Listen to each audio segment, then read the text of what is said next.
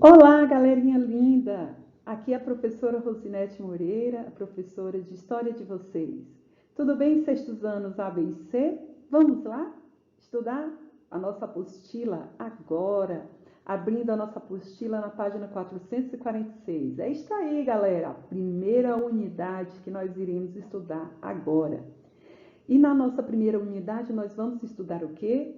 História e suas interpretações. O que eu vou estudar nesta unidade? Nós vamos estudar conceito de história, o trabalho do historiador, sujeitos históricos, fontes históricas, o tempo histórico. Tudo isso nós vamos estudar da página 446 à página 450. É isso aí. Então, vocês estão vendo duas imagens que está na capa aqui. São duas imagens que representam um pouquinho da história. A imagem menor, ela representa o quê? Um relógio, o tempo histórico e os livros, né? Os acontecimentos históricos sendo contados e escritos. Mas a imagem central, ela é muito curiosa. É um livro aberto. Este livro aberto, nele tem várias informações. Essas informações, elas podem estar relacionadas a muitas histórias. Nós vamos ver onde acontece, quando acontece, quem são os sujeitos históricos, como acontece essa história. Tá? Então, nós vamos ver várias informações. Seja curioso, vá investigar, comece a ver hipóteses, crie hipóteses de tantas coisas que existem nessas informações deste livro. Tá? Quem são essas pessoas, onde elas vivem, como elas vivem, quando elas nasceram, o que elas fazem. Seja curiosos, comece a indagar, a se questionar, a se perguntar. Isso aí, galerinha. Você é um historiador, Mirim. Você está estudando. Vamos lá? Desafios da História, página 446. Vamos lá, galerinha. Aqui nós vamos ver o que é história. Por que estudamos história? Gente, a história ela está em todos os lugares, em todas as regiões, em todas as casas, em todos os lares. São inúmeros tipos de histórias. Que essas histórias, elas podem ser contadas, sim. Elas podem ser estudadas, sim. Tá? Então, aqui nós vamos ver novamente um livro aberto. E esse livro aberto, ele nos traz uma história colorida. Essa história, vamos ver quem está aqui. Quem são os sujeitos históricos que aparecem? Vocês estão vendo esse avião? Uau! Esse avião está indo mesmo para onde? De onde ele saiu e para onde ele vai? Qual é o seu destino? Quem são as pessoas que estão dentro deste avião? Será que tem uma criança?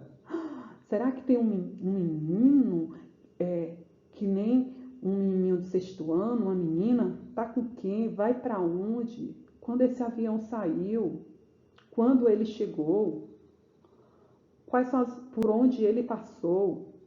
Então, aí vocês viram que a professora fez várias perguntas. Isso é o quê? O que o historiador deve fazer? Ele deve, investigar, ele deve questionar para buscar respostas.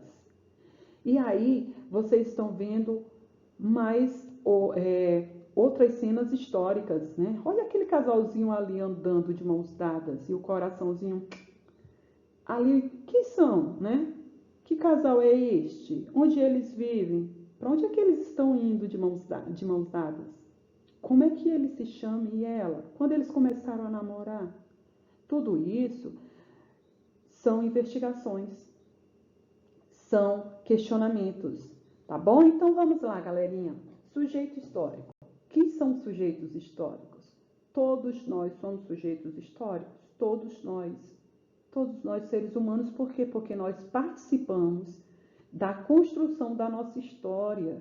Nós deixamos a nossa marca no tempo e no espaço, nós deixamos os nossos registros, nós deixamos todas as nossas ações, tudo aquilo que a gente faz, tudo aquilo que a gente vive serve como a nossa construção histórica, a nossa participação na história aqui, nesse momento, de Porto Velho, né?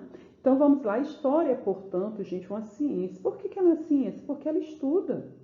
Ela estuda as transformações, no caso, as transformações realizadas pelos seres humanos ao longo do tempo e do espaço.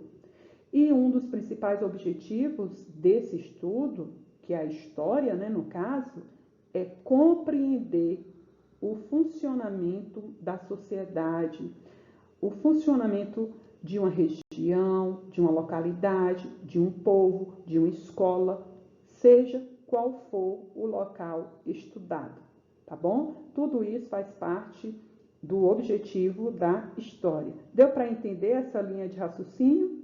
Vamos lá? Fontes históricas.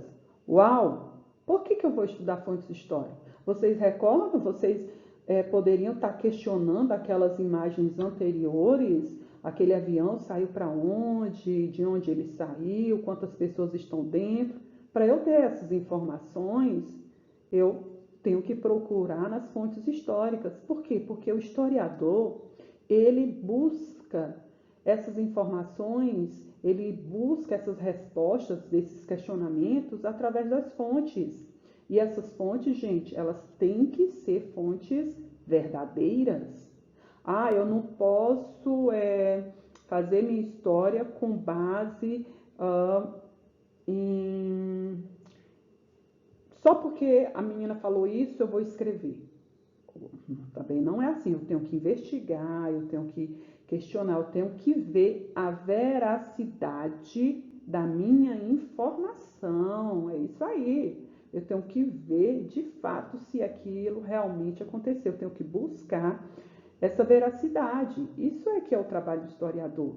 Então, as fontes históricas, elas são vestígios, são registros produzidos ou deixados pelos homens ao longo do tempo que serve para estudar e compreender a história.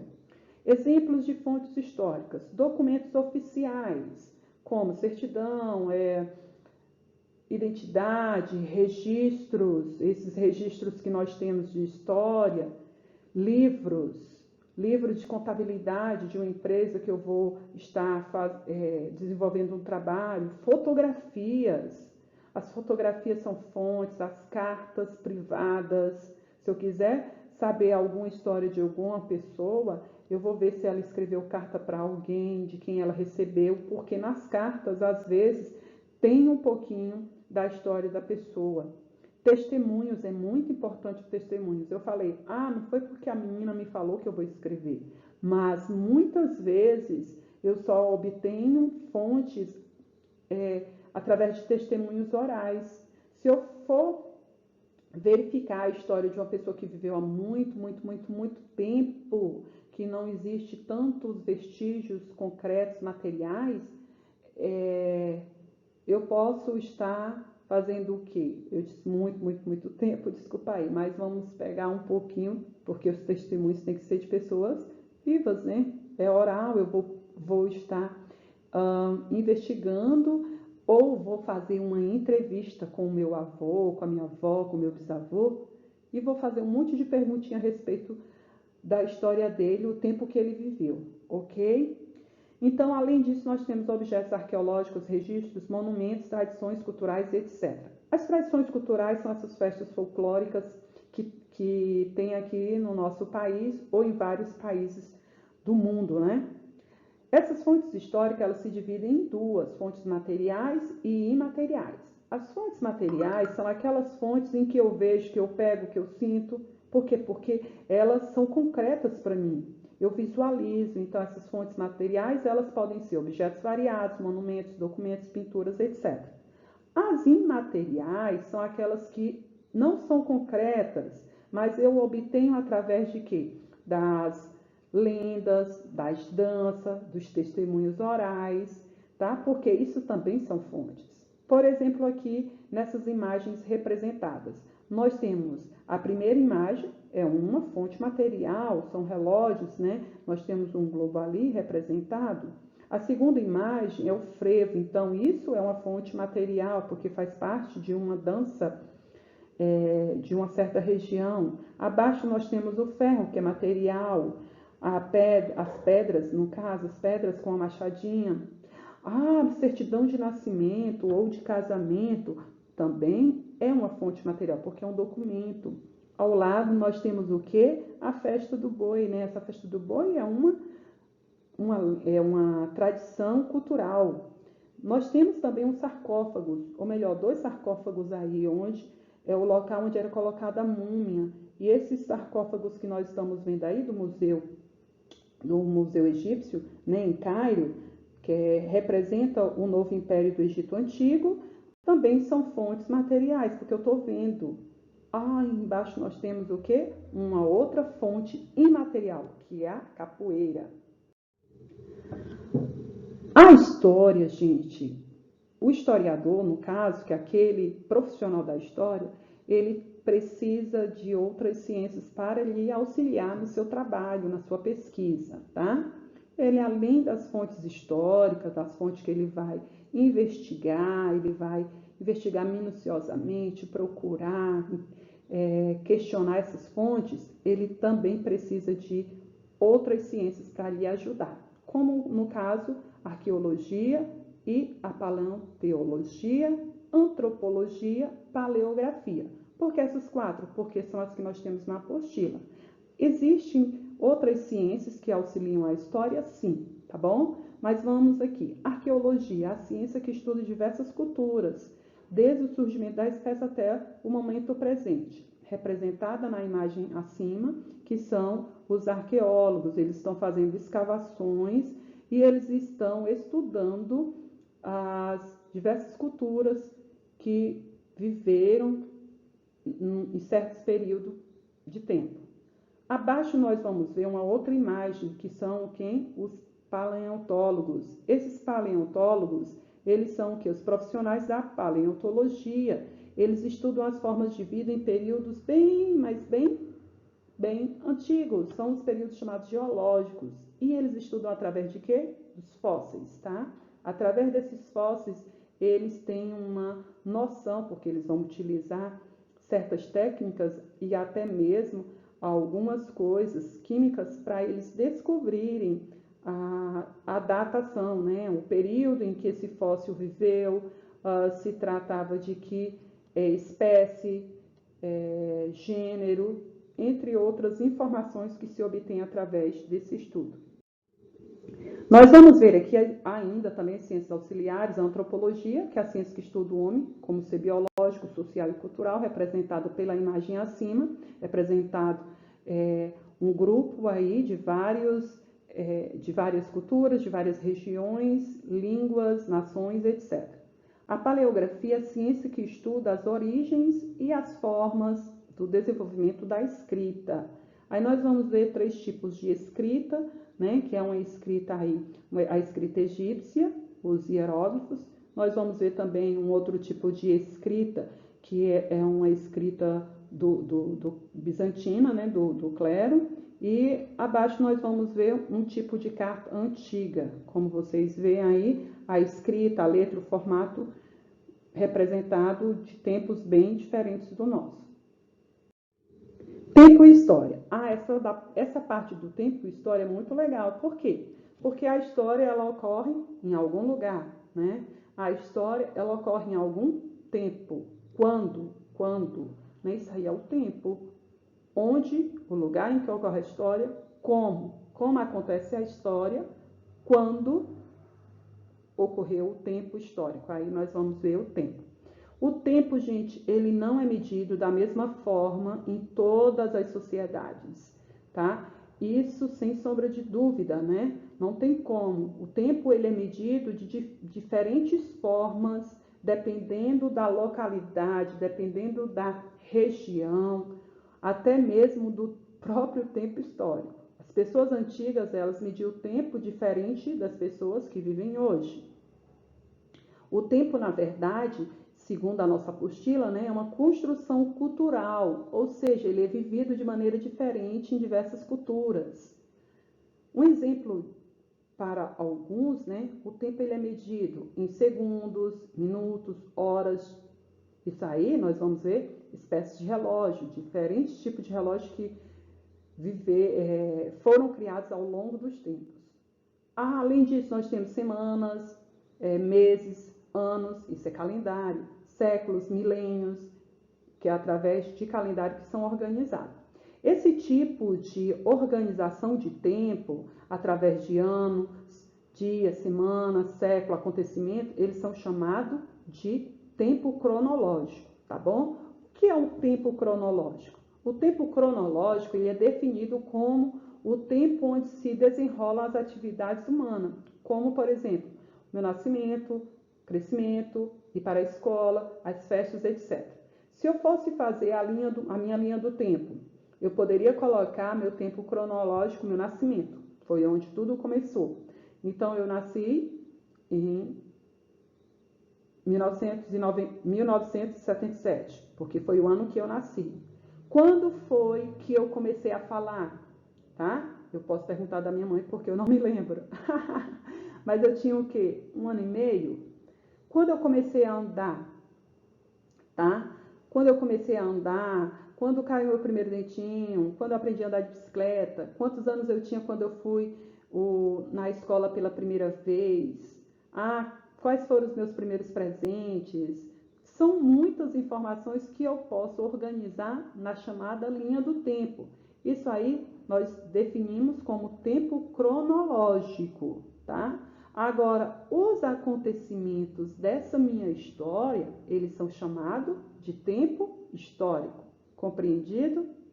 Então, o tempo cronológico é definido como o tempo onde se desenrolam as atividades humanas, tá? E o que acontece, que marca a história de um povo, de uma nação, ou às vezes até de uma humanidade, é chamado de tempo histórico, como por exemplo, 2020, março de 2020, pandemia do Covid-19 no Brasil. Foi o mês em que as escolas pararam, mês e ano que as escolas pararam para controlar a pandemia, tá bom? Isso aí é o quê? É um tempo histórico. Agora o tempo cronológico, aí nós vamos ver, né? Quando eu for fazer a linha do tempo, principalmente vocês, é claro, quando for fazer a linha do tempo de vocês vão colocar, vocês estavam no 5º ano, quando em março de 2020 ocorreu o início da pandemia em Porto Velho, Brasil, Rondônia, Brasil. É isso aí, galerinha, tá? Então, nós temos aqui o tempo história, temos 4 imagens no caso. A primeira imagem é as formas de medir o tempo, que está na apostila de vocês, na página 450, e vocês estão vendo, um dia ele tem 24 horas, um mês tem 28, 29, 30 ou 31 dias, uma semana tem 7 dias, um ano tem 12 meses, uma década 10 anos, um século 100 anos e um milênio 1000 anos, que dá igual a 10 séculos. Aqui é uma forma de medida do tempo, no caso, onde as pessoas, quando não querem usar relógio, elas definem o tempo quando é manhã, o sol, né? À tarde, quando o sol está um pouco mais forte, à noite, quando tem a lua, à madrugada, quando a gente vê um pouco o afastamento da lua. Muita gente também mede o tempo através das fases da lua. Aqui nós temos uma ampulheta, que é uma medida, o relógio de areia, né, que era utilizado pelos povos antigos. Ainda hoje existe esse material e tem pessoas que usam só como uma ferramenta. Aí nós temos aqui uma linha do tempo, tá? Essa linha do tempo é a linha do tempo da história. E aqui nós temos também um relógio, que é um relógio de bolso, né? Um relógio também, a origem dele é um pouco mais antiga. Então, galerinha, vamos chegar ao fim aqui do nosso tema. Nós vamos ver como a história trabalha com o tempo. O historiador estuda o passado com base no presente e, ao interpretar os fatos históricos, ele é influenciado pelo contexto em que vive. A história não é, portanto, uma ciência exata. Nela não existe verdade absoluta, de modo que ela depende sempre da interpretação do historiador, tá? Como eu falei para vocês, o historiador ele vai investigar as fontes, ele vai procurar a veracidade da fonte, mas ele vive em uma região, ele tem a sua cultura. Tudo isso pode influenciar com certeza na forma que ele vai interpretar suas fontes e os fatos históricos, beleza? Aí nós temos aí a imagem, o historiador e o tempo. Referência bibliográfica, como vocês veem, as imagens foram retiradas da internet e o estudo através da nossa apostila. Fica aí o meu abraço e qualquer coisa estou por aqui.